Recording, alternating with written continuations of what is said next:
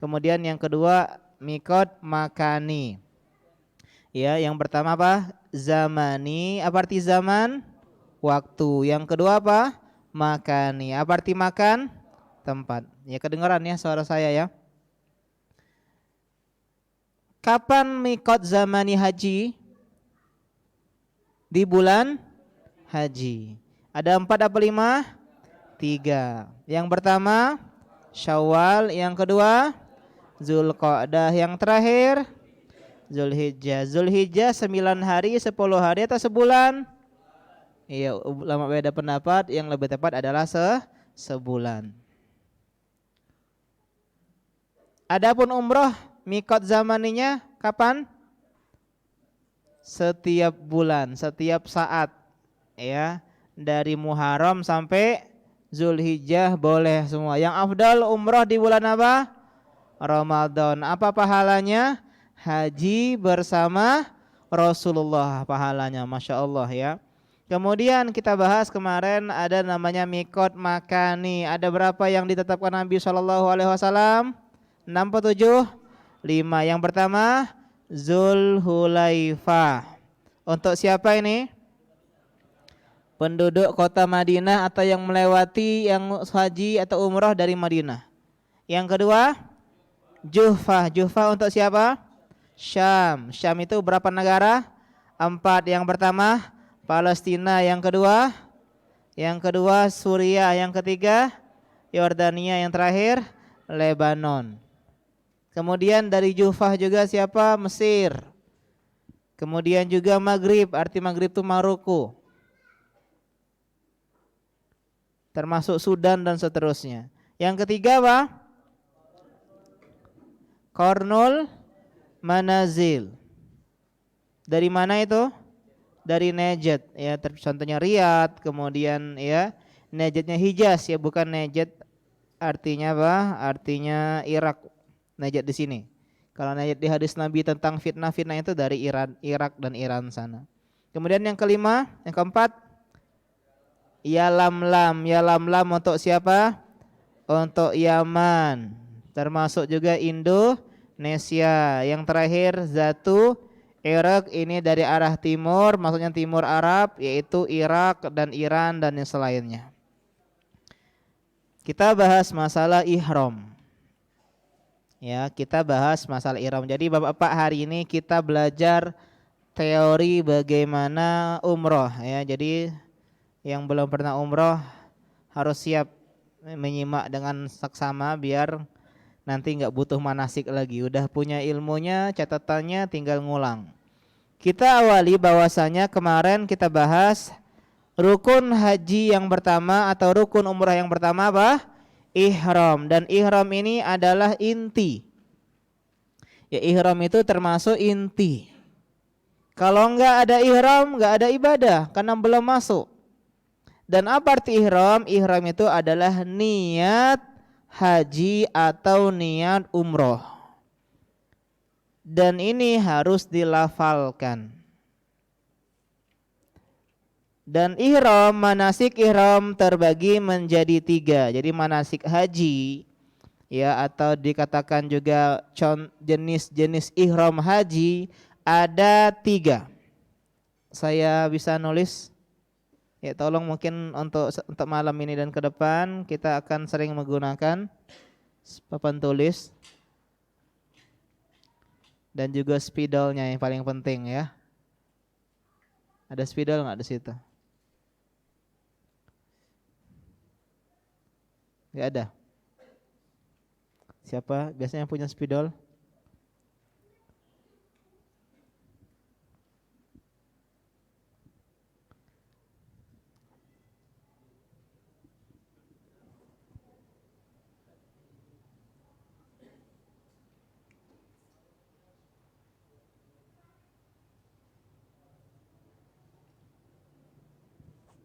Kalau nggak ada nggak apa-apa. Ya, kita lanjut. Jadi manasik ihram atau jenis-jenis ihram itu ada 3. Dan ini penting sekali karena haji itu ada jenis-jenisnya, Pak. Jadi haji itu bisa beda-beda. Yang pertama namanya manasik atau jenis ihramnya yang bernama ifrad. Apa? Ifrad. Ya, jazakallahu khairan.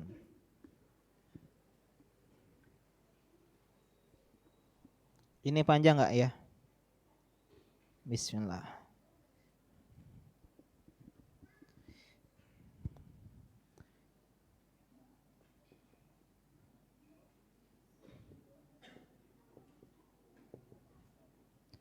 Yang pertama adalah ifrad. Apa? Al-ifrad.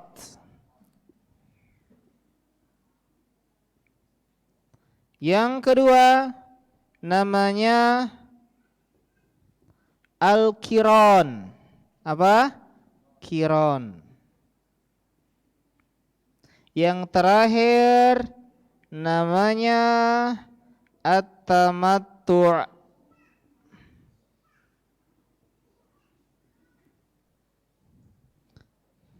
Yang pertama apa? Ifrad. Ifrad. Yang kedua qiron. Apa? Qiron. Yang terakhir tamattu'. Ulangi. Ifrad, qiron, tamattu'. Apa itu ifrad? Ifrad itu haji tok. Haji saja. Dia itu ke Mekah untuk apa niatnya? Haji. Umroh enggak? Enggak. Artinya dia ini ifrad itu dari kata mufrad. Apa arti mufrad yang belajar bahasa Arab? Satu. Artinya hanya haji. Contoh saya sholat, masuk ke masjid, sholat tahiyatul masjid. Niatnya cuma satu, apa? Tahiyatul masjid. Yang kedua qiron. Dari kata korin. Siapa yang tahu arti korin? Kita ini punya korin. Pendamping. Teman. Teman itu ada tambahan satu. Kita berteman. Berarti minimal berapa? 2. Berarti qiron ini 2. Maksudnya haji plus umroh. Kalau ifrad tadi haji saja. Kalau qiron haji plus umroh. Dengan satu manasik, dengan satu perbuatan, Pak. Sekali rangkaian, jadi gabung. Sekali melangkah atau sekali mendayung 2 pulau terlampaui. Dia haji plus umroh. Niatnya 2. Sama kayak saya masuk ke masjid, kemudian saya sholat 2 rakaat, niatnya tahiyatul masjid, yang kedua niatnya qobliyah zuhur. Berapa kali sholatnya? Sekali, tapi niatnya 2. Begitu juga saya kalau haji qiron, saya haji tapi niatnya haji plus umroh dengan sekali rangkaian, dengan sekali perbuatan. Itu artinya apa? Qiron. Yang terakhir, dan ini yang dipakai oleh jamaah kita Indonesia, dan ini yang paling afdal kata sebagian para ulama, tamattu'. Apa? Tamattu'.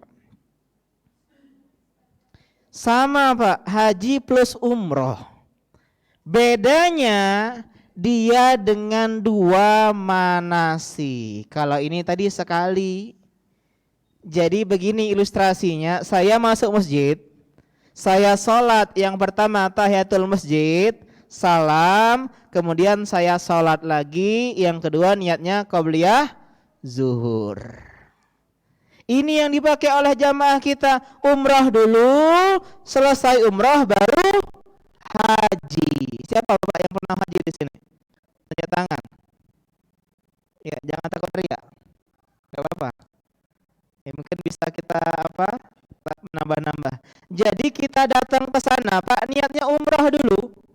Kita ke sana umrah. Selesai umrah, shopping, jalan-jalan, ngapain terserah. Nanti ketika mendekat hari H baru haji. Jadi dia itu haji dan umrah dengan 2 kali rangkaian manasik. Dipisah. Umrah dulu, kemudian baru haji. Dan ini kata para ulama yang lebih afdol. Dan untuk haji qiron dan tamattu'. Tamattu' itu artinya bersenang-senang, enak. Ya karena enak kita umrah dulu, karena rehat, jalan-jalan, serah mau ngapain. Ya mau sama istri di hotel boleh, serah, bebas. Nanti ketika mau haji, ya kita baru ihram untuk yang kedua kali. Jadi ihramnya dua kali, ya niatnya dua kali. Sedangkan haji umrah yang kiron itu digabung. Dan karena dua ini enak digabung, maka dia harus ada hadiyu, sembelih kambing. Kenapa? Karena sebagai rasa syukur udah bisa kiron atau tamattu. Paham jadi Pak ya, kurang lebih. Kita ulangi, ihram ada berapa manasik haji ihram? 3. Yang pertama ifrad, yang kedua kiron, yang ketiga tamattu. Kiron itu haji atau umroh? Haji. Sendirian atau bareng? Sendirian. Kiron lagi ifrad. Ya ifrad itu sendirian satu. Kalau saya salah ngomong tolong ini ya, tegur. Afan bukan kiron, ifrad begitu. Yang kedua tamattu atau ifrad? Kiron. Kiron itu haji sendirian dan berdua bareng apa? Bareng umroh. Dalam satu niat atau dua kali niat? Satu niat. Satu kali perbuatan apa dua kali perbuatan? Satu kali, langsung digabung begitu. Kayak tadi sholat 2 rakaat niatnya tahiyatul masjid sama qabliyah zuhur. Yang terakhir tamattu, ini dia umroh dulu, selesai umroh udah bebas. Kemudian baru dia ihram lagi untuk haji. Dalam sekali safar, Pak. Dalam sekali safar, ini namanya haji tamattu. Ya. Duduk dulu.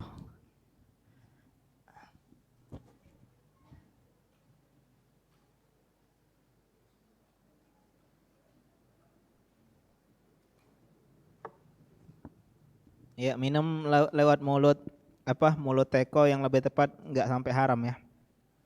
Lanjut. Dari 3 hal ini ada ifrad, kemudian kiron, kemudian tamattu. Mana yang lebih afdal? Ulama berbeda pendapat. Ini berbeda pendapat. Kalau Syafi'iyah mengatakan bahwasanya yang afdal adalah ifrad. Dalam mazhab Syafi'i yang afdal adalah ifrad. Tapi ada juga sebagian pendapat dari mazhab Syafi'i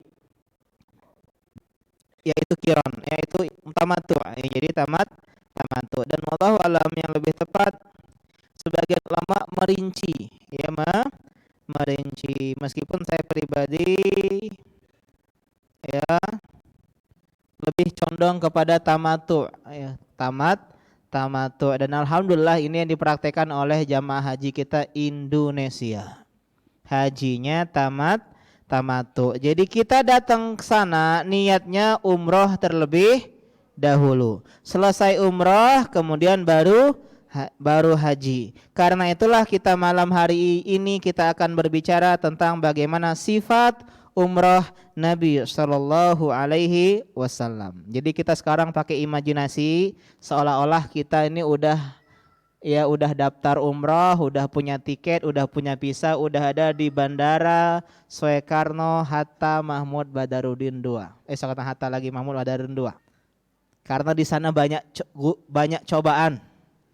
Ya, apalagi bujang-bujang. Ya, kalau ke sana lihat gadis Turki belaga-belaga. Ya, lihat di sana orang-orang. Jadi penting sekali takwa.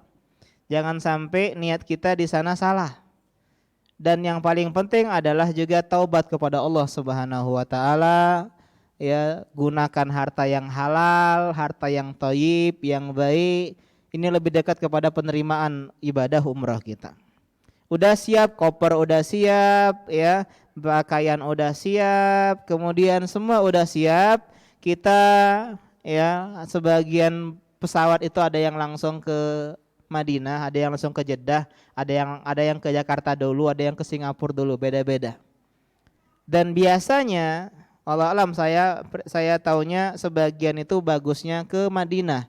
Ada yang langsung ya, langsung. Tapi yang langsung ini kadang merepotkan karena dia ihramnya harus di atas pesawat. Ya lam. Kita pakai praktek yang sering dipakai oleh ustadz-ustadz kita dan travel umroh kita bahwasanya kita ke Madinah terlebih dahulu. Jadi ke Madinah, nyampe di Jeddah atau di Madinah, kemudian sampai di hotel Madinah, nanti kita akan bahas soal Madinah. Kemudian selesai siap-siap kita dari Madinah, dari hotel udah siap mau ibadah umroh. Caranya di hotel kita mandi terlebih dahulu. Ini mau berangkat nih. Mandi terlebih dahulu, boleh pakai minyak wangi, nggak masalah di badan. Nanti bekasnya nggak masalah Pak. Pakai ya minyak wangi di badan. Kemudian pakai pakaian ihram. Ada yang bisa ini berbaik hati menghapusnya?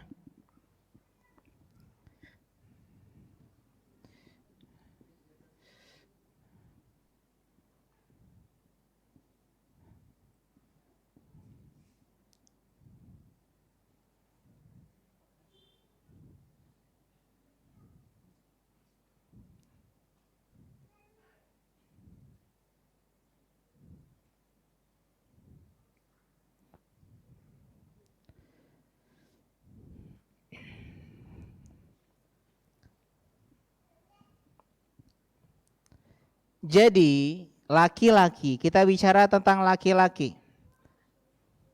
Laki-laki hanya punya 2 lembar pakaian. Ini saya sengaja nggak pakai ya, ada pakai kan dia nih. Jadi ada 2 kain Pak. Yang pertama namanya rida, yang kedua namanya izar. Rida itu pakaian atas, selembar kain yang digunakan. Jadi kita nggak pakai kaos, nggak pakai baju kemeja, kita hanya pakai selembar kain yang namanya pakaian atas. Tenang aja Pak, bukan aurat, jadi kelihatan nggak masalah ini, ya. Jadi laki-laki nggak masalah, malu Ustaz, ada ini tatu naga di sini. Ketahuan semua nanti. Saya pernah ikut jamaah, bapak-bapak, masya Allah dia ini ternyata ketika dia itiba, ya itiba itu buka apa? Buka pakaian sebelah kanan, ya kelihatan sini ada tatunya. Woi, mungkin mantan preman dulunya. Ya. Kemudian ada izar, nggak boleh pakai celana dalam, nggak boleh, cuman selembar kain yang kayak sarung dia, ya kayak sarung, dan ada cara pakai khusus, gampang masya Allah, dan pakai ikat pinggang juga boleh, pakai sabuk biar kuat. Hanya 2 helai ini saja bagi laki-laki. Udah, kalau ibu-ibu mah bebas, kecuali nggak boleh pakai cadar dan nggak boleh pakai sarung tangan. Selesai di hotel, kita naik bus. Naik bus ke Zulhulaifah. Karena kita di Madinah, berarti kita ke Zulhulaifah. Di sana ada masjid, ya. Zulhulaifah, atau yang sekarang lebih dikenal apa? Bi'ir Ali. Di sini kita disunahkan sholat. Sholatnya bebas. Tidak ada sholat ihram. Ingat, tidak ada sholat ihram, itu bid'ah. Sholat ihram itu bid'ah. Yang ada adalah sholat di Zulhulaifah. Enggak ada sholat khusus. Sholatnya boleh tahiyatul masjid, niatnya boleh sholat duha kalau di waktu duha, boleh sholat qabliyah atau ba'diyah wudu, sholat setelah wudu, boleh semua. Kita sholat 2 rakaat di Zulhulaifah. Kemudian kita naik bus lagi. Nah, Rasulullah dulu di Zulhulaifah, beliau naik unta. Dan baru beliau disinilah menanamkan ihram.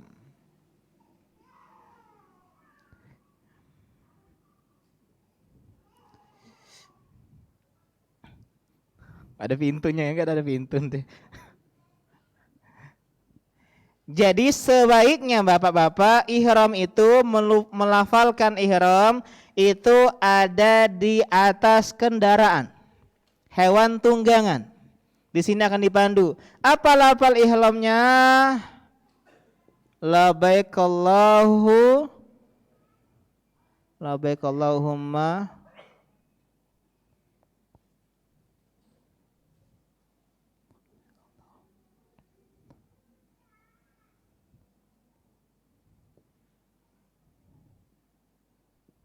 umratan. Atau labaikallahu kalau di buku sini bi umratin ya. Dia menggunakan pakai lafalnya labaikallahumma umratan kalau di buku ada penghapus enggak? Penghapus kita. Ini aja ya. Jadi boleh pakai umratan, boleh pakai bi umratin. Labaikallah, labaika. Ini ka ya. Maaf tulisan saya agak berseni. Pokoknya begitulah ya. Sudah susah. Kalau ini tandanya titik 2 ya. Dalam bahasa Arab kalau titik 2 itu kelamaan, titik 3 kelamaan. Jadi kalau titik 2 itu gini, titik 3 gini. Ya, pokoknya itulah. Labaikallahumma umratan.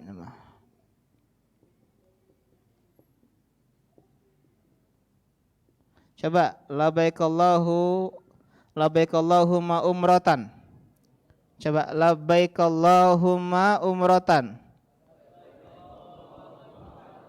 Iya, labaikallahumma umratan. Ini namanya niat umroh. Disebut. Boleh juga labaikallahumma bi umratin, boleh. Baru setelah ini kita sudah masuk Pak ke ihram. Kalau yang tadi belum, dari hotel ke Zulhulaifah belum. Tapi setelah kita nyebut labaikallahumma umratan di atas kendaraan, disinilah kita sudah dalam keadaan ihram dan kita nggak boleh apa?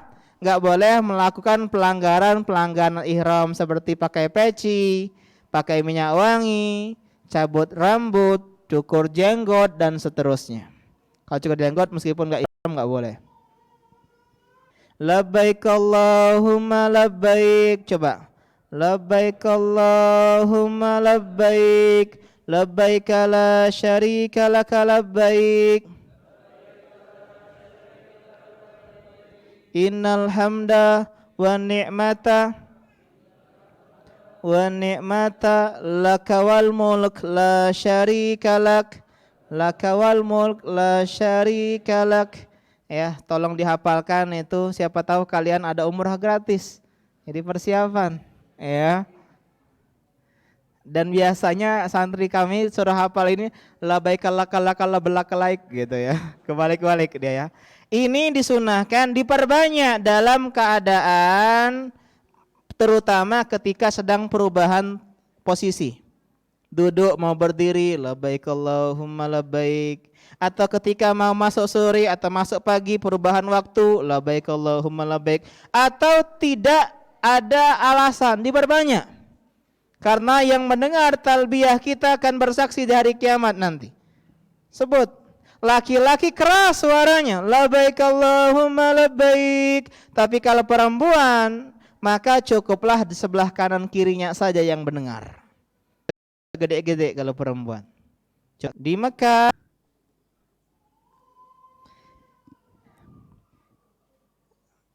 afdalnya Mekah langsung ke Masjidil Haram. Ini afdalnya. Biasanya kita cari waktu yang tepat. Contohnya tengah malam, Pak. Tengah malam nggak panas, dingin. Biasanya kita itu setengah malam langsung, masya Allah, netes air matanya. Rindu, kata Allah, ini masabatan linnas, tempat segala kerinduan manusia. Orang yang beriman, orang yang percaya kepada Allah dan hari kiamat, hari akhir dan akhirat akan merindukan yang namanya Ka'bah. Dia nggak peduli dengan Menara Eiffel, dia nggak peduli dengan Stamford Bridge. Dia nggak peduli dengan patung Liberty di Amerika Serikat. Dia pengen mengunjungi rumah Allah Subhanahu wa taala. Yang udah pernah umrah pun kayak saya Ustadz Dika pengen ke sana lagi. Nggak ada yang nggak pengen. Bahkan sebagian itu setiap tahun dia umrah, masya Allah. Ya, ini adalah fadlullah yu'tihi ma yasha. Kita mulai.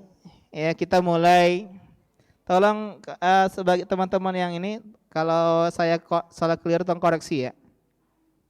Kita bahas kemarin bahwasanya Ka'bah itu ada berapa rukun? 4 rukun. Rukun Hajar Aswad. Kirinya rukun Yamani. Kemudian Rukun Syami. dan rukun Iraqi, bukan Iron Man. Dimulai di Hajar Aswad. Jadi ini kita bicara ideal dulu Pak. Karena ideal dan praktek itu berbeda. Idealnya kita pertama kali datengin Hajar Aswad. Dan di sana kemungkinan nggak bisa kita. Kecuali lewat calo. Biasanya nanti kalian ada yang Indonesia. Oh, iya. Hajar Aswad belum pernah? Ayo sekian. Kemudian dia buka jalan, kemudian selesai kita cium, sekian juta dia minta. Ini calo, maklar, nggak boleh. Bapak-bapak, mencium Hajar Aswad sunnah. Menyakiti orang lain haram. Sehingga nggak boleh untuk sesuatu yang sunnah kita melakukan hal yang haram. Lanjut. Jadi afdalnya yang pertama kita datengin Hajar Aswad. Kita sentuh dengan tangan kanan kita dan kita cium. Ini yang pertama. Kata Umar, seandainya wahai Hajar Aswad aku tidak nyengok Nabi nyium kau, maaf be aku nyium kau. Tapi ingat perbuatan Nabi sunnah hukum asalnya. Sehingga disunnahkan. Dulu Hajar Aswad ini warnanya apa? Putih. Jadi hitam legam kayak sekarang karena dosa dan kesalahan anak Adam. Bayangin batu yang putih dari surga saja bisa jadi hitam gara-gara dosa. Apalagi hati kita yang lembut gara-gara dosa jadi hitam legam. Dan di hari kiamat dia punya mata Pak, Hajar Aswad, dan punya mulut bersaksi bagi orang-orang yang pernah menyentuh dan menciumnya. Ini yang pertama, pegang dan cium. Dan ini ibadah yang tidak pernah dilakukan oleh orang ya barengan. Pasti sendiri. Ibadah apa yang kalau dikerjakan seseorang, seluruh dunia nggak pernah bisa mengerjakannya. Sampai orang yang tadi selesai mengerjakannya, jawabannya mencium Hajar Aswad. Nggak bisa barengan Pak, harus antri. Kalau nggak bisa, sentuh saja dengan tangan. Kemudian cium tangannya. Ya, jadi kalau dia nggak bisa cium, cuman bisa sentuh dengan tangan kanan dan cium tangan kanannya. Itu kalau nggak bisa mencium. Kalau nggak bisa dua-duanya, dan ini prakteknya nggak bisa kita dua-duanya, berat, rame udah di sana. Ya, kadang gampang sih masuk, yang susah itu keluar. Wow, nerobos. Keluarnya, tolong, sesak, mati di situ. Ya orang mana peduli, tolong, nggak ngerti mereka. Ya, mereka memang di Indonesia itu, help me gitu ya. Dan suara kita nggak terdengar. Yang ketiga, cukup dengan mengisyaratkan tangan kanannya. Ini itu Hajar Aswad contohnya, kayak gini ya. Bismillah, Allahu Akbar. Apa? Coba, Bismillah, Allahu Akbar. Sudah gitu aja, jangan cium. Dan sebagian orang, banyak orang India, Pakistan, Bangladesh, nyium dia bahkan tangan dua. Jamaah kita yang nggak konsen ketika manasik ikut-ikutan, ya. Mereka itulah ibadahnya orang-orang kebanyakan ikut-ikut Pak. Yang benar nggak usah dicium tuh kalau nyentuh. Kalau dari jauh nggak usah. Kecuali ada istri situ, ya, nggak apa-apa. Ya, jadi ini pertama kali ya. Caranya adalah kita ke Hajar Aswad. Kalau enggak, cukup dari jauh mengucapkan Bismillah Akbar sambil memberikan isyarat seperti ini. Bismillah Allahu Akbar. Mulailah kita berjalan. Dan laki-laki, kita ke situ ke gambar ya. Kita ke gambar. Laki-laki disunahkan yang namanya ibtiba. Apa itu ittiba? Ini kanan ya. Ini kanan, ini kiri. Nah, ini namanya ittiba. Membuka bahu sebelah kanan, ya gampang caranya nanti.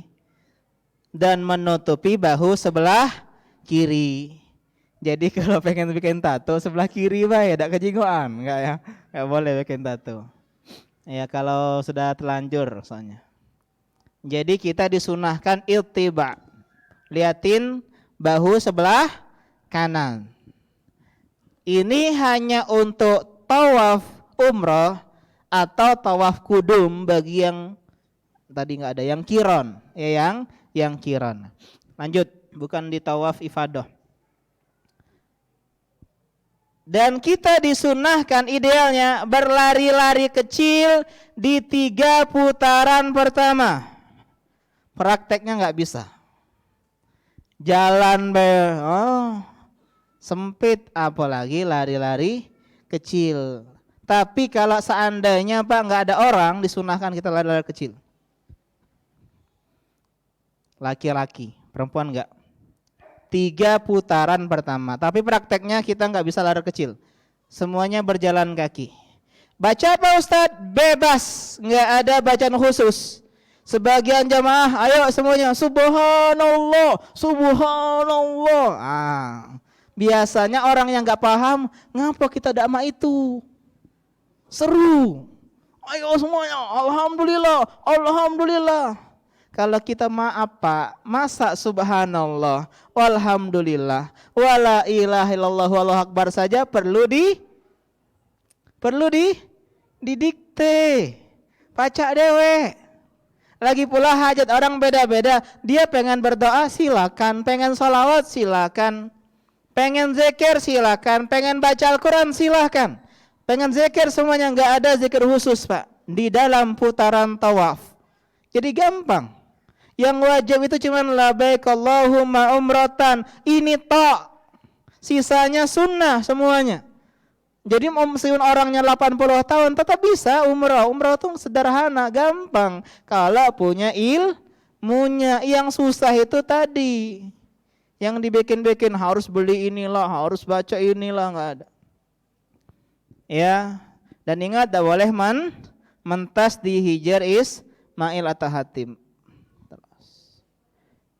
Nah, ketika kita sampai di rukun Yamani, kita disunahkan menyentuh rukun Yamani, dan alhamdulillah beberapa kali bisa. Agak sepi di sini, tapi masih ada ramai. Ya, jadi dia ada tempat itu disunahkan kita menyentuh rukun Yamani tanpa menciumnya. Dan tanpa, ya pokoknya cuma menyentuh saja. Dan seandainya enggak menyentuh, enggak memberikan isyarat. Jadi isyarat itu hanya di Hajar Aswad saja. Ya, menyentuh Yamani, dan ya baru disunnahkan, lagi-lagi sunnah, antara rukun Yamani dan Hajar Aswad kita disunahkan berdoa dengan doa sapu jagat. Apa doa sapu jagat? Rabbana atina fid dunya hasanah wa fil akhirati hasanah wa qina adzabannar. Terus mungkin bisa 3-4 kalian kita antara rukun Yamani dan rukun Hajar Aswad. Gampang kan Pak? Udah selesai sampai sini. Dan ingat sampai sini lagi-lagi bismillah Allahu akbar. Tanpa mencium. Lanjut lagi. Jangan lupa dihitung. Selesai. Sampai 7 kita selesai.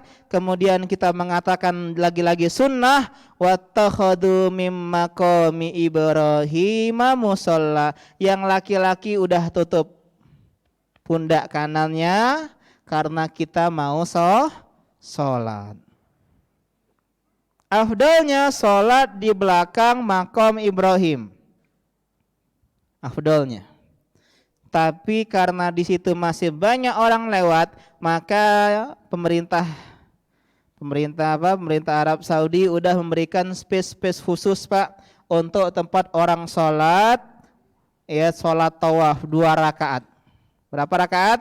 2 rakaat sendiri-sendiri, enggak jamaah, menghadap kiblat, dan disunahkan baca surat kul ya ayyuhal kafirun di surat di rakaat yang pertama, dan kul huwallahu ahad di rakaat yang kedua. Al kafirun dan al ikhlas. Hafal galau? Hafal, gampang.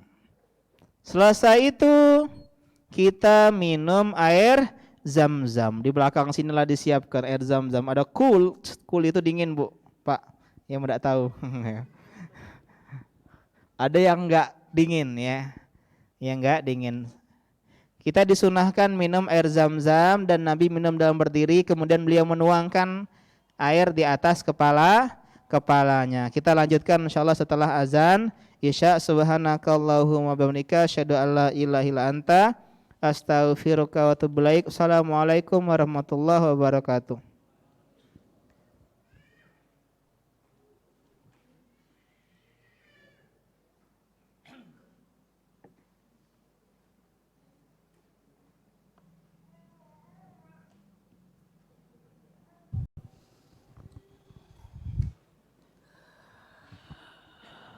Allahu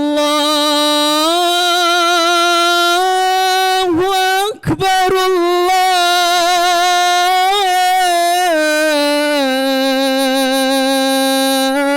Allahu Akbar.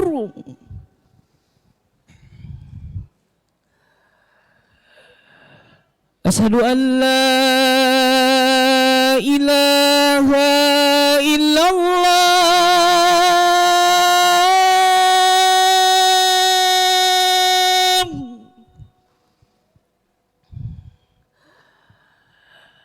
Asyhadu an la ilaha illallah.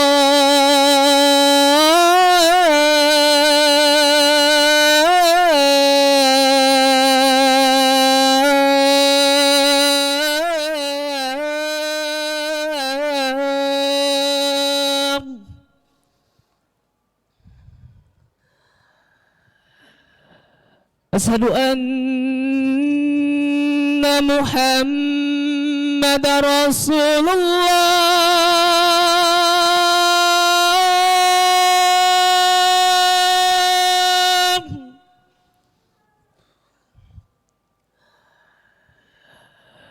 Asyhadu anna Muhammadar Rasulullah.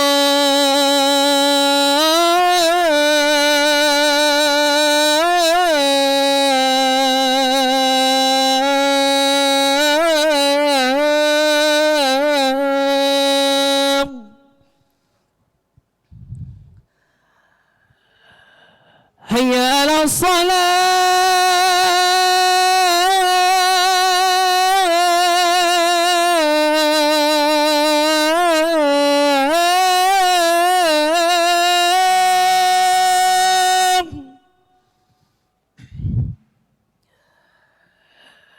Hayya 'alas salah.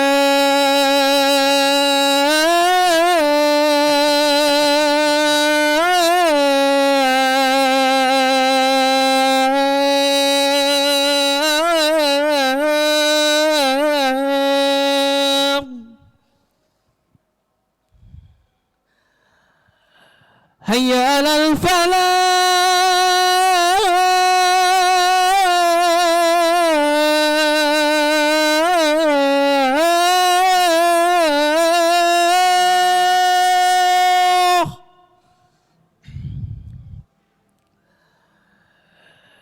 Hayya 'alal falah.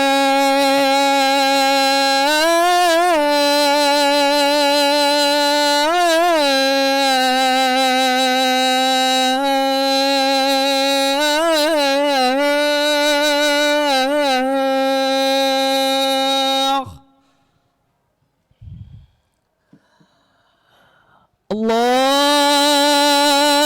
Akbar, Allahu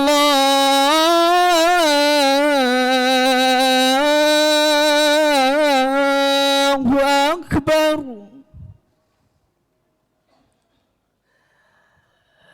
La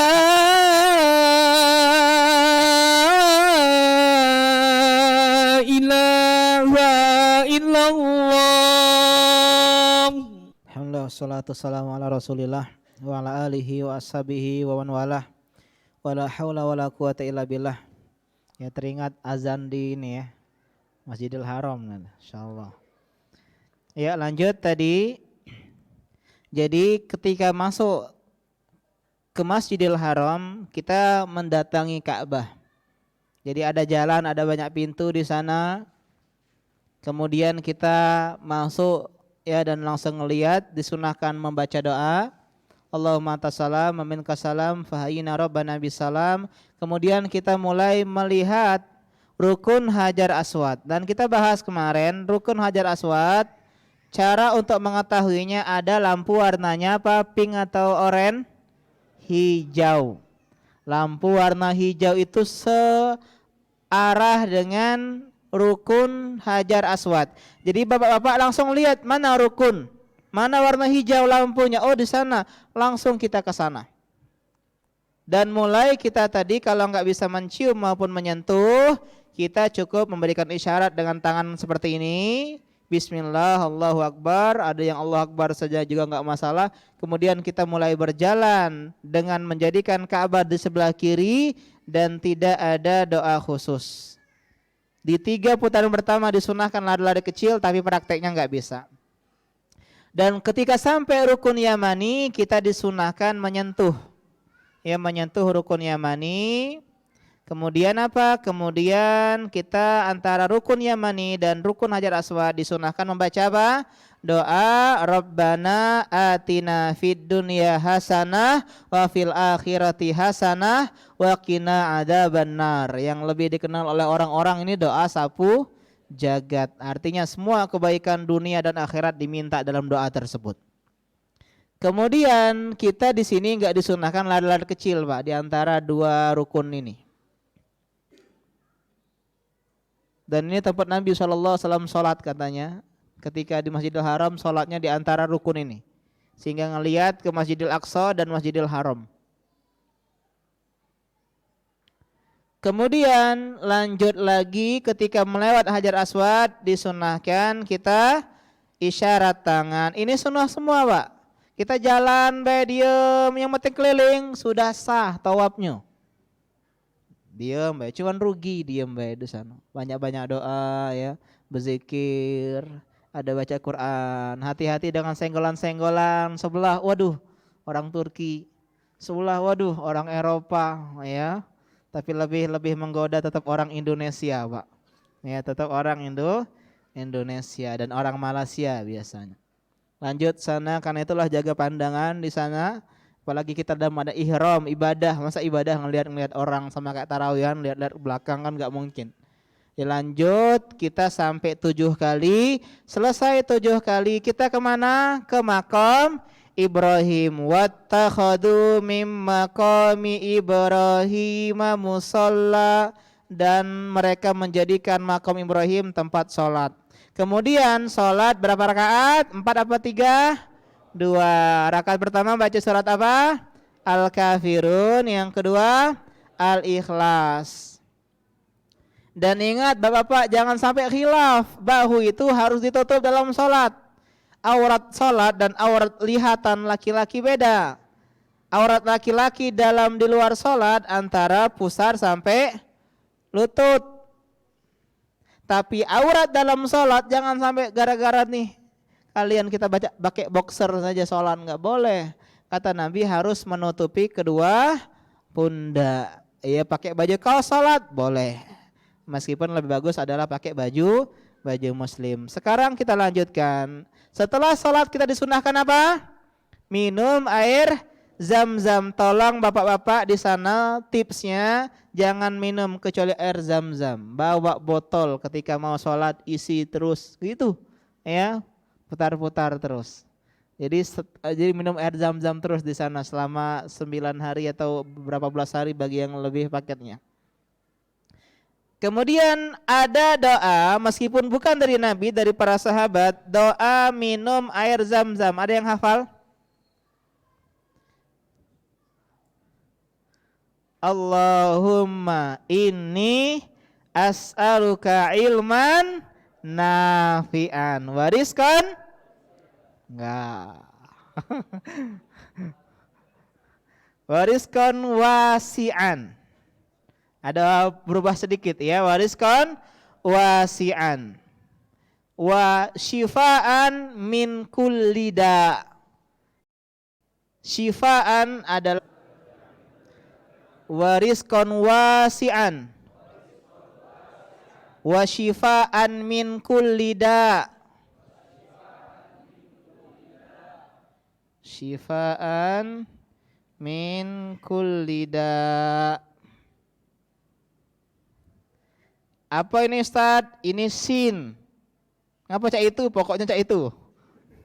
Ya, jadi kalau dalam ini sebagian ini sin, Pak ya. Kayak gini sin. Kalau kayak ini shin. Ya, syifaan min kulli da. Itu namanya khot apa namanya? Rik'ah ya. Kemudian kita disunahkan setelah minum air zam-zam kembali ke Hajar Aswad untuk menyentuh atau mencium atau menyentuh. Kalau nggak bisa lanjut kemana? Ke sofa. Jadi ada go to sofa gitu ya, atau floor atau apalah, ada tanda tanya pergi ke sofa. Kita mulai ke sofa. Ya, kita mulai ke sofa. Kita ketika mulai mendaki sofa disunahkan mengatakan inna sofa. Coba inna sofa wal marwata min sya'airillah. Ya, kita mulai ya, jadi imajinasi kita sekarang udah alhamdulillah tawaf 7 putaran, kemudian kita menuju sofa. Jadi sofa itu ada berapa tingkat? Lebih baik ambil tingkat pertama biar terasa dakinya. Ya, jadi ada nukik sedikit begitu loh. Kalau lantai kedua itu kayak enggak ada daki-dakian. Kita pertama kali ngawalin dengan sofa. Coba kita ulangi, ikutin ana. Abda'u bima bada Allahu bihi. Aku memulai dengan apa yang Allah mulai. Allah mulai dari sofa atau marwah? Sofa. Sehingga kita mulai ke bukit sofa. Ketika kita kalau dulu tuh ada bukitnya beneran. Kalau dulu bukitnya beneran disunahkan kita ke puncak-puncak banget. Sekarang kan enggak ada puncak-puncak banget ya. Artinya itu udah paling puncak. Kita disunahkan menghadap kiblat. Biasanya ada arahnya di situ, sudah ada garis-garis gitu. Jadi kita bisa berdiri menghadap kiblat, kemudian kita membaca takbir 3 kali. Allahu Akbar, Allahu Akbar, Allahu Akbar. Kemudian kita menghadap Ka'bah. Kemudian kita berzikir. Zikirnya kita hafal semua insyaallah. Coba la ilaha illallah wahdah la syarikalah lahul mulku wa lahul hamdu wa huwa ala kulli syai'in qadir. La ilaha illallah wahdah anjaza wa'dah wa nasara abdah wa hazamal ahzaba wahdah. Iya, kemudian selesai baca itu kita angkat tangan berdoa. Ya Allah, aku jomblo aku dibully saroni terus ya Allah. Doa di situ. Dan saya pulang dari umroh, alhamdulillah Pak, berapa bulan setelah umroh akhirnya istri ngisi setelah kurang lebih 3 tahun nggak ngisi. Ya, berdoa di situ. Banyak-banyak berdoa. Setelah berdoa jangan lama-lama karena kita nak lanjut. Ulangi lagi zikir yang tadi. La ilaha illallah wahdah. Ya, jadi ini anggap aja sofa. Kita tadi naik dari sini ya, naik ke sofa. Kita ngelihat kemana? Ke arah Ka'bah. Zikir doa, zikir lanjut turun. Zikir tadi, kemudian doa, kemudian zikir, kemudian doa, kemudian zikir. Artinya doa di antara zikir, Pak. Setelah ini kita turun lanjut. Jalan biasa, dan di sini ada lampu hijau. Ya, ada lampu hijau. Yang kita bahas kemarin dulu zaman dahulu ada celah bukit begitu. Dan laki-laki, enggak perempuan, laki-laki disunahkan apa? Lari-lari kecil. Ada juga riwayat doa meskipun ini enggak dari Nabi tapi dari sebagian sahabat, ya Rabbir ghfir warham antal azul akram dan seterusnya, disunahkan perempuan enggak. Kemudian baru kita ke Marwah. Sama Pak, persis di Marwah ngapain? Menghadap kiblat, kemudian zikir tadi Allahu Akbar, Allahu Akbar, Allahu Akbar, la ilaha illallah wahdah sampai selesai doa, zikir lanjut, dan ini udah dihitung 1 kali. Ustadz gak tahan ke toilet, di sini ada pintu Pak. Meskipun agak jalan jauh kita ke toilet sana. Dan kalau pribadi menguatkan kalau dia toilet ya, kemudian dia wudhu lagi, dia nggak harus dari awal, cukup lanjut. Lanjut. Makanya sebelum umrah BAB lah dulu, pipislah dulu ya. Ini kurang lebih beberapa jam dan ini yang bikin capek itu di sini. Karena ini lumayan, Pak. 7 kali. Belum kalau tadi kita putarannya jauh, kalau kita kan berdesak-desakan ramai itu. Kalau putaran sedikit enak, kalau putaran jauh. Tapi insya Allah kalau Allah orangnya niatnya ikhlas, Allah akan memudahkan. Singkat cerita kita ulangi Safa Marwah, Safa Marwah, Safa Marwah, Safa. Stopnya di mana? Di Marwah. Habis dari Marwah kita keluar Masjidil Haram dan laki-laki ke barbershop. Apa barbershop? Cukur rambut. Boleh pendek, lebih bagus botak. Tapi Pak, karena kita ini lagi haji tamattu, yang afdal justru pendek. Ada yang tahu kenapa? Karena nanti kita dicukur lagi pas haji. Kalau sekarang sudah habis, apa dia yang dicukur pas haji?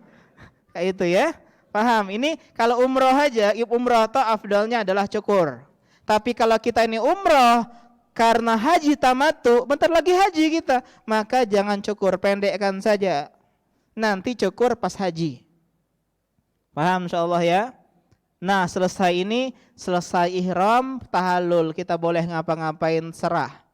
Jadi umrah itu sebentar sekali, gini aja.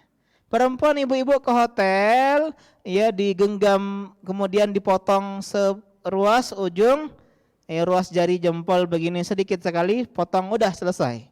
Boleh pakai pakaian kita lagi, boleh. Ya aduh panas Ustaz, pakailah celana dalam. Ya kemudian ini kalau sudah potong rambut. Alhamdulillah. Udah selesai kita umroh. Gampang enggak ini? Gampang insyaallah kalau kita punya ilmunya. Kalau enggak punya ilmunya yang kayak tadi. Ya itu ya, kalau nggak punya ilmunya dia ikut-ikutan orang ya, sehingga dia membandingkan antara ibadah mereka sama ibadah orang lain. Dan ingat Pak, zikir-zikir tadi semuanya sunnah. Ustadz banyaknya yang disebut enggak sunnah. Yang wajib cuman labbaik Allahumma umratan udem. Sisanya basing. Aku ada apa Ustadz tadi apa anjazawa ada apa itu? Enggak apa-apa. Doa baik kita di sana laju. Tapi jangan lama-lama, biasa diusir kalau lama-lama asan. Haji, haji, gitu ya. Langsung gitu. Ya kita dipanggil haji terus di sana. Ya dipanggil haji. Karena kan situ kan rame, nanti jadi bentar aja. Kalau enggak sempat zikir pun enggak masalah, lanjut. Ini kita bicara ideal dengan praktek lapangan kadang berbeda. Ya sekarang kita insyaallah lanjutkan, nanti kita akan bahas tentang ya sifat haji Nabi SAW. Karena kita haji tamattu, kita bahas umroh dulu. Dan kapan-kapan mungkin selesai pengajian selesai semuanya, kita akan ngulang praktek mungkin ya. Praktek bawa kain masing-masing mungkin. Ya, ini jadinya ya kita insyaallah praktek semuanya. Dan kalau bisa benar-benar pakai pakaian ini ya. Lepas bajunan gitu. Ya kita pakai kain biasa, baik kain. Atau nanti saya pakai baju ihram saya ya untuk sebagai contoh ya contoh. Ya jadi tetap fokus belajarnya. Ya kita akhiri. Kita lanjut sekarang ke tanya jawab.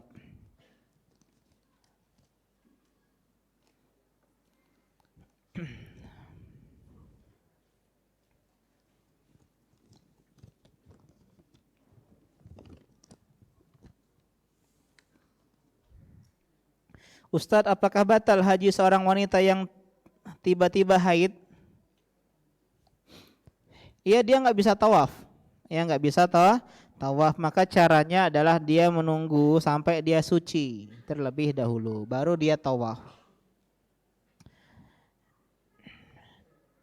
Karena itu sebagian memperbolehkan meminum pil penunda haid dengan syarat kesehatan membolehkan.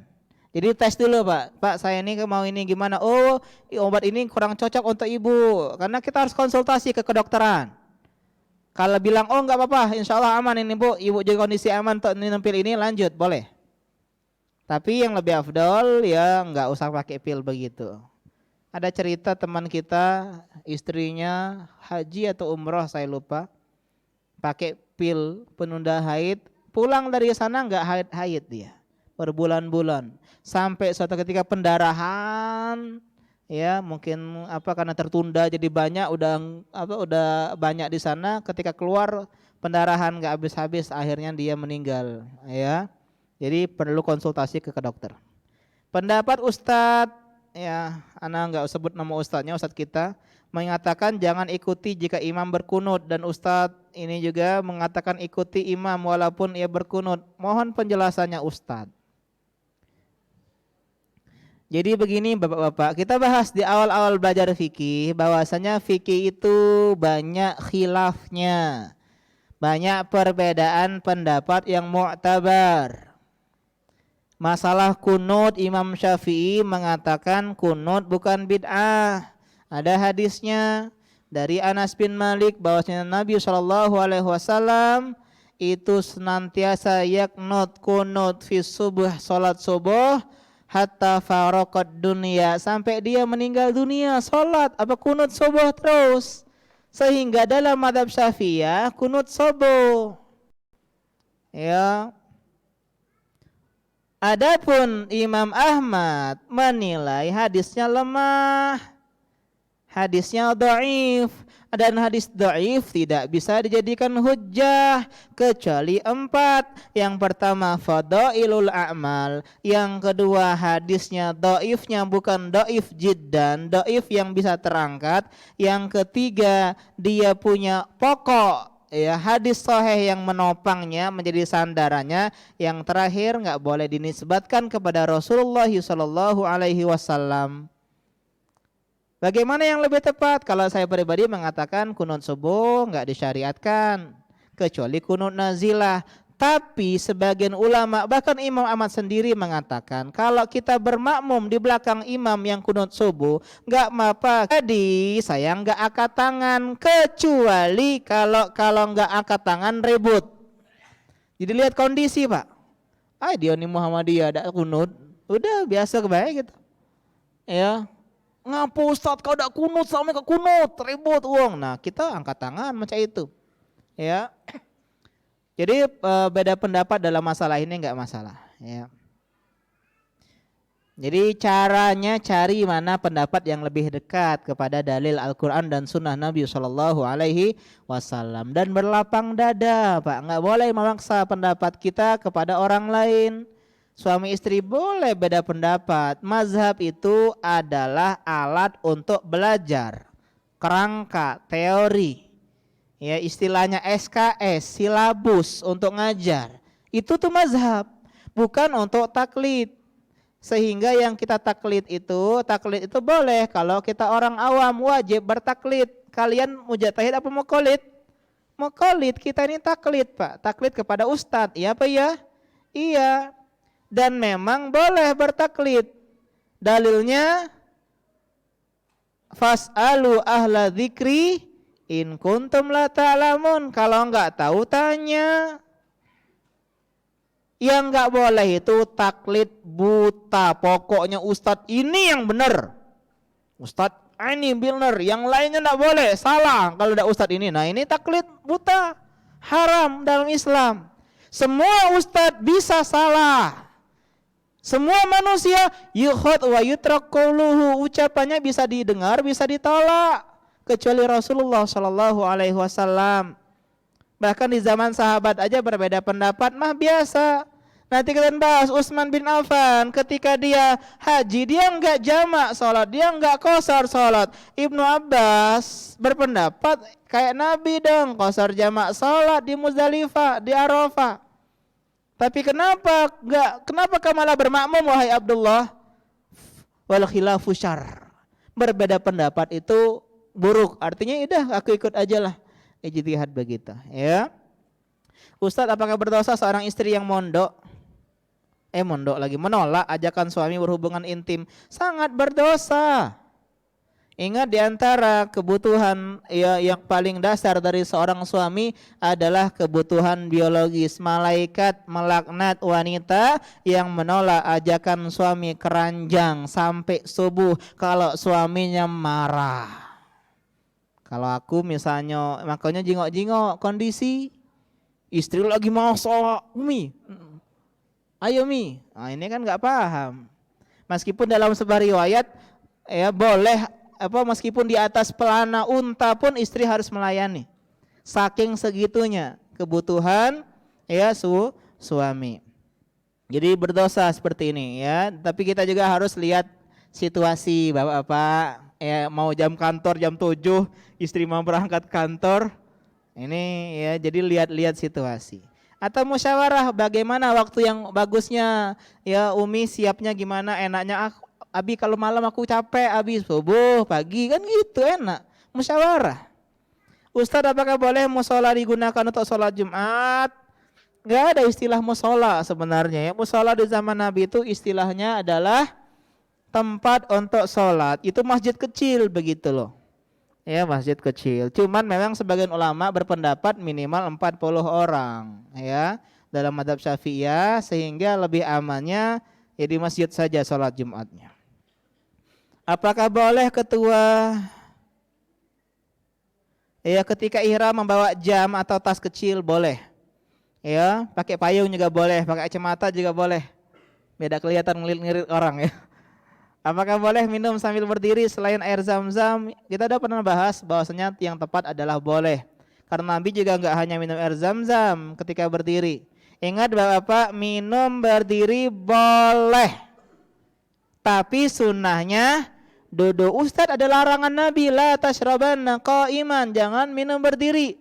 Ingat, larangan dalam usul fikih itu punya makna-maknanya. Yang pertama adalah haram, yang kedua makruh, yang ketiga irsyad. Maksud irsyad adalah anjuran untuk melakukan sebaliknya.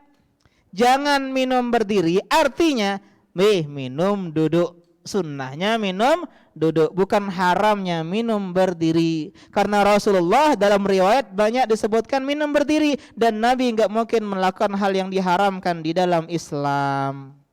Tak percaya, aku praktekkan. Minum berdiri. Ya, bismillah ya. Minum berdiri. Ya. Terkadang kita ini tadi gara-gara tahu sesuatu langsung kita ini kan, padahal pendapat yang lebih tepat enggak, minum berdiri itu diperbolehkan. Ya, diperbolehkan. Tapi sunnahnya duduk. Ya, aduh sudah ini waktunya pertanyaannya nih. Bolehkah pakai peniti jarum pentil ketika pentul ya, ketika memakai pakaian ihram? Boleh, enggak masalah.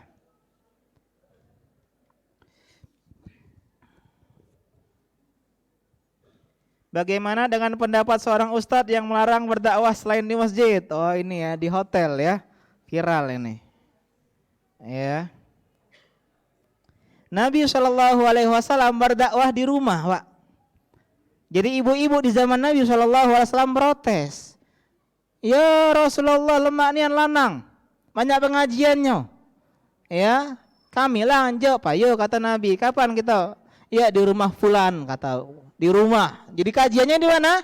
Di rumah. Dan Nabi di awal-awal Islam dia berdakwah di mana? Di mana saja. Di jalan-jalan, di pasar, bayangkan di pasar. Ya. Adapun melarang kajian di hotel ini kurang tepat. Mana dalil yang mengharamkan kajian di hotel? Ustadz fulan, ustadz juga manusia. Kalau dia pakai dalil kita ikuti. Mana Al-Qur'annya, mana hadisnya? Dan banyak ustadz-ustadz lain juga yang mereka ngisi di hotel, bahkan para ulama pun ngisi di hotel. Yang bayaran itu fasilitas, bukan untuk bukan sebagai komersilnya. Selama ini kajian kita gratis, Pak.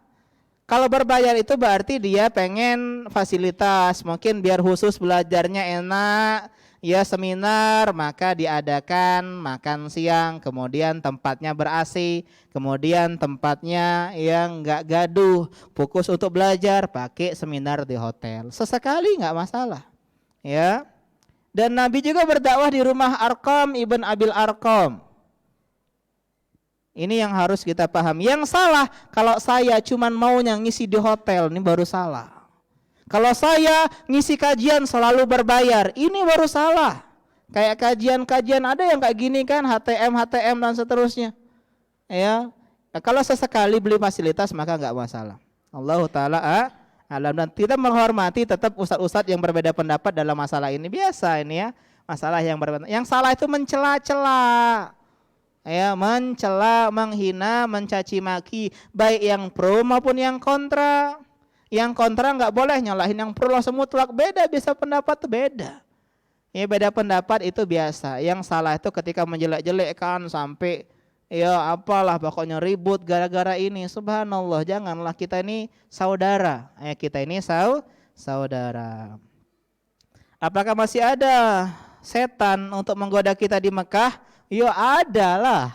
Di Mekah itu ada Abu Jahal dulunya, ada Abu Lahab, Umayyah bin Khalaf, ya Fir'aun hazil ummah di Mekah.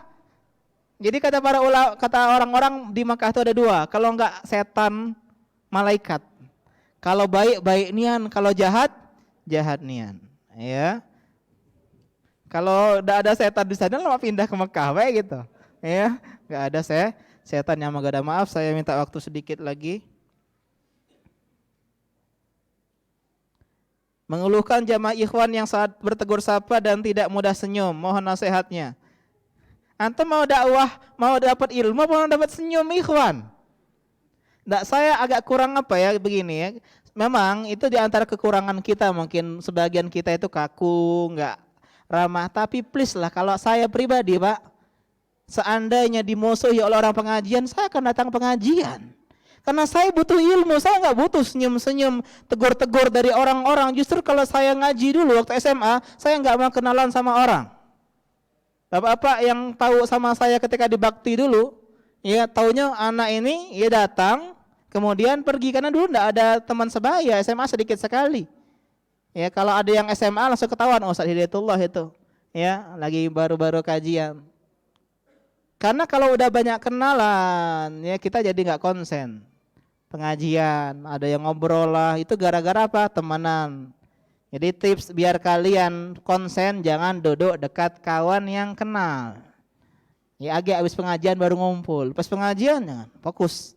Ya Pak, fokus. Dan tolong ikhwan-ikhwan ya, tampakkan senyum. Nabi itu selalu senyum. Kata Jarir bin Abdullah mara'ani nabiyyu ya illa tabasam. Nabi itu kalau lihat aku selalu senyum. Sampai-sampai ada sahabat namanya Abdullah ibn Amr atau Abdullah bin Amr bin As atau Amr bin As, saya lupa di antara keduanya, yang kegeeran sampai-sampai dikiranya Nabi itu cinta sama dia, paling cinta sama dia. Ngapa Nabi ini senyum terus jenguk aku ya? Ditanyanya, siapa lanang yang paling kau cintai wahai Nabi? Aisyah. Oh itu betino, mungkin lanangnya aku mungkin dalam hatinya. Yang laki-laki Abu Bakar As-Siddiq. Artinya Nabi senyum, ramah. Ingat Bapak-bapak, teman ya, ramahnya kita sama orang yang awam itu membuahkan hasil dakwah yang luar biasa. Jadi kalau ada orang yang belum ngaji, yang masih isbal, yang masih ya, dulu saya pernah dibakti orang ngerokok. Pengajian, fokus dia. Ya habis pengajian dia ngerokok keluar cek kan itu dosa ya. Nah mungkin ada cek itu. Nah tegori balik mana Pak gitu. Oh baru kali sini Pak ya. Oh di mana rumahnya? Oh di Sentosa. Oh Masya Allah Pak sini setiap malam ada pengajian. Enak jadinya. Sampaikan sikap ramah kita. Apalagi perempuan terutama. Ya masalah GoFood nih. Yang terakhir ini ada nggak ada ya?